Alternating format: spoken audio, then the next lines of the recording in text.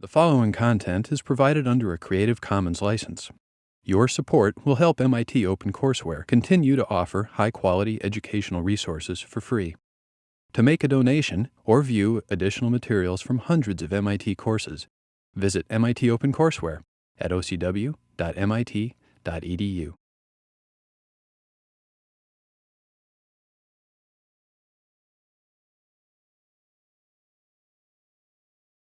All right, let's begin.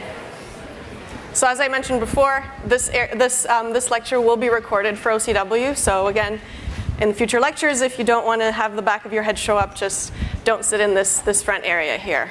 So first of all, wow, what a crowd, you guys. We're finally in 26100. 6111 made it big, huh?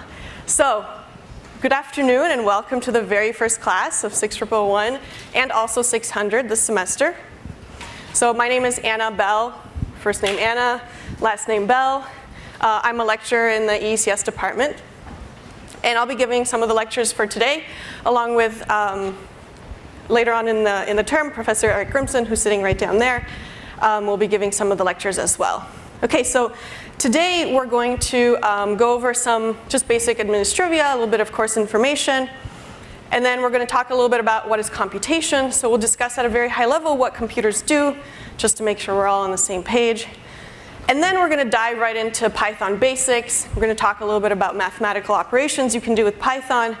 And then we're going to talk about Python variables and types. So as I mentioned in my introductory email, all the slides and code that I'll talk about during lectures will be up before lecture. So I highly encourage you to download them and to have them open. We're going to go through some in-class exercises, which will be available on the slides. And it's fun to do. And it's also great if you could take notes on the code, just for future reference. It's true. This is a really fast-paced course. And we ramp up really quickly. So we do want to position you to succeed in this course. So as I was writing this, I was trying to think about when I was first starting to program, what helped me get through my very first programming course. And this is really like a good list. So the first thing was I just read the P-sets as soon as they came out. Made sure that the terminology kind of just sunk in. And then during lectures, if the lecturer was talking about something that suddenly I remembered, oh, I saw that word in the P-set and I didn't know what it was. Well, hey, now I know what it is, right? So just give it a read. You don't need to start it. If you're new to programming, I think the keyword is practice. So it's like math, or reading. The more you practice, the better you get at it. You're not going to absorb programming by watching me write programs, because I already know how to program, right? You guys need to practice. So download the code before lecture, follow along, whatever I type, you guys can type.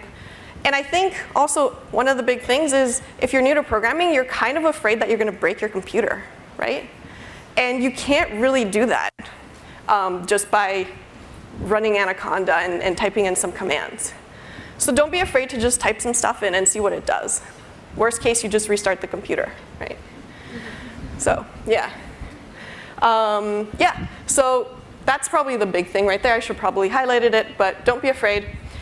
Great, so this is pretty much a roadmap of all of 6001 or 600, as I've just explained it. So there's three big things we want you to get out of this course. Okay, the first thing is the knowledge of concepts, which is pretty much true of any class that you'll take, right? The class will teach you something through lectures. Exams will test how much you know. This is a class in programming, right? The other thing we want you to get out of it is programming skills. And the last thing, and I think this is what makes this class really great, is we teach you how to solve problems.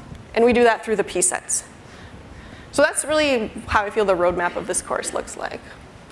And underlying all of these is just practice. So you have to just type some stuff away and code a lot. And you'll succeed in this course, I think. Okay.